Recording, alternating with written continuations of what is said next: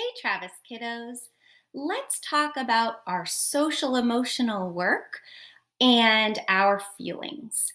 In the last lesson, we talked about empathy and recognizing how someone else is feeling and thinking about what we can do to help them feel better, right? We talked about compassion and empathy. So the empathy is feeling what they're feeling, and the compassion is trying to make them feel better.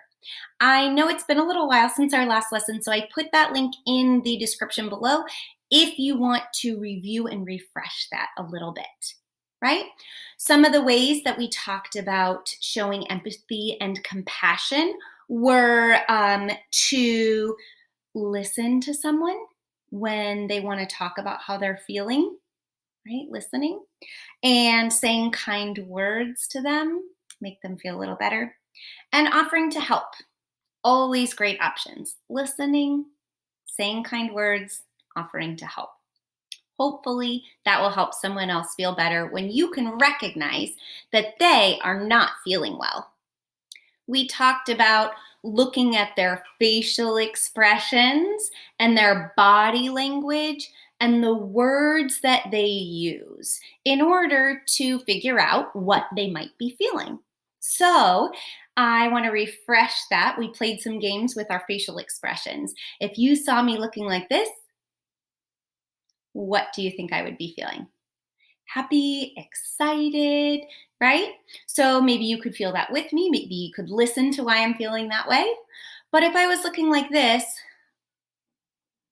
my body is slumped in, my face is sad, I have a frown, my eyebrows are furrowed, I might be feeling sad. So you might want to listen. If I want to tell you why I'm feeling sad, you might want to offer kind words to try to help cheer me up. Or you might try to help and ask me to play a game or do something else, right? Or fix a problem if I have a problem. So you can use those clues that you see in others by their facial expressions and body language in order to empathize and show compassion to help them. Now, what if it's not other people feeling something? Let's talk about identifying our own feelings. Sometimes we don't even realize we're having a feeling, but our bodies have some reactions. So let's check out this picture and scenario. This is Jarell. Okay? Jarell yesterday was homesick and missed the visiting firefighters who talked to the class about safety. Jarell's classmates keep talking about all the wonderful things they did and saw. Sitting on the fire truck, seeing the flashing lights, trying on uniforms and boots, and handling some of the tools. They are very excited. Thinking about missing it makes Jarell's tummy hurt a little bit. His shoulders feel droopy and his heart beats faster. You can kind of see that in the picture too, huh?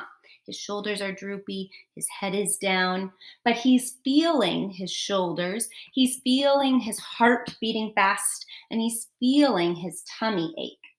How do you think Jarell is feeling? Could you think of any words that could describe how Jarell is feeling? Hmm, maybe sad, upset, disappointed.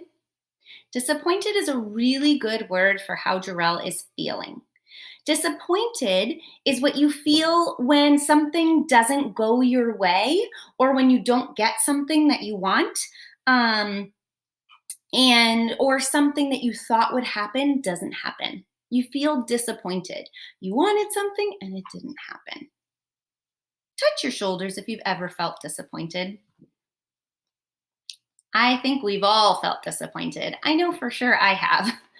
So, when you're feeling disappointed, what might be happening in your body?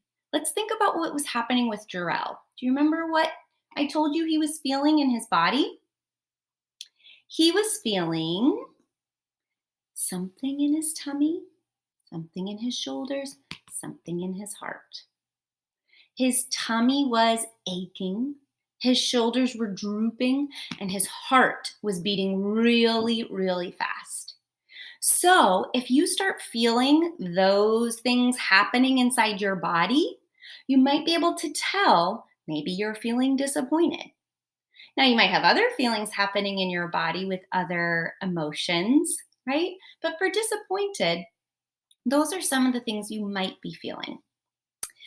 So, what do you think Jarrell could do when he recognizes he has these feelings in his body and that he is feeling disappointed? Hmm. What do you think he could do? Any ideas? Maybe he could tell his teacher, right? The teacher or any other adult you have, because you're not always with the teacher when you feel disappointed.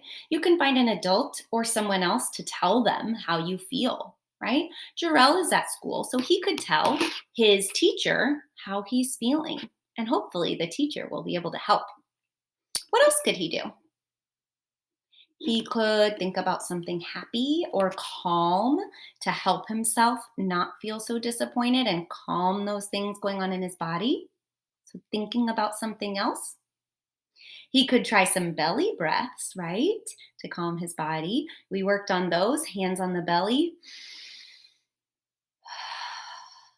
I know that always helps me when I've got stuff going on inside. He could also maybe make a plan with his friends. Did you think of any of those ideas? Maybe you had some other great ideas of what Jarrell could do. Well, let's see. In this scenario, Jarrell decides to tell his teacher how he's feeling. So he talks with his teacher, and his teacher helps him feel better. His belly doesn't feel achy, his tummy's feeling better, his heart rate slows down, and his shoulders start to straighten back up. Okay, the teacher might tell him, it's okay, they're going to visit again another time, or don't worry about it. Maybe you can just hear what they said, or they'll move on and talk about something soon. Okay? So sometimes we miss out on things, but it's okay, right? So let's talk about feeling disappointed makes your body feel uncomfortable, right? Some other emotions might make your body feel uncomfortable as well. But talking about it with someone, thinking about something else, calming yourself with belly breaths, or making a plan to make things better, all of that will help you feel more comfortable. Uncomfortable means not comfortable. Un is a prefix and it means not. So, uncomfortable, not feeling very good. Comfortable, feeling all right.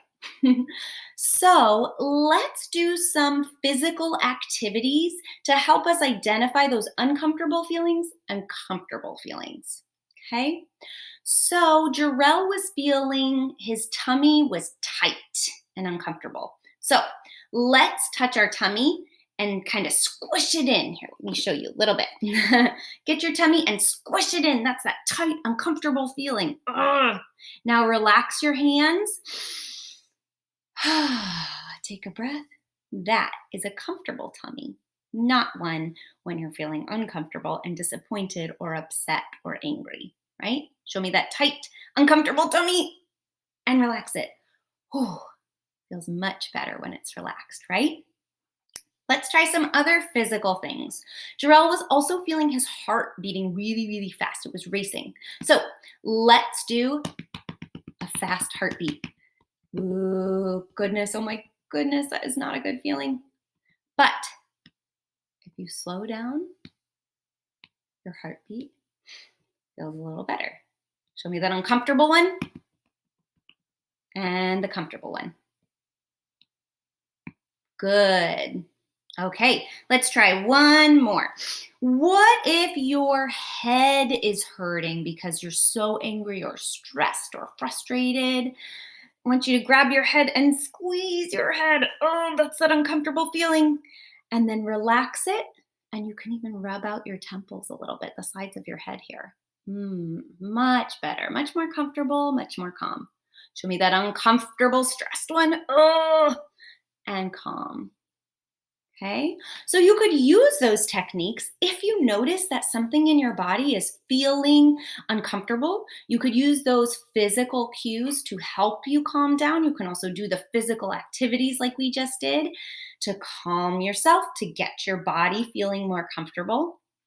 And once you've identified those feelings, realized what you're feeling and what's going on inside, you can work to fix them to feel better and more comfortable. And you can always seek out help from friends and adults too. We will keep working on these social emotional skills. Keep thinking about how you're feeling and check in with your body and work to manage those feelings. We'll keep working on that later on. Happy learning.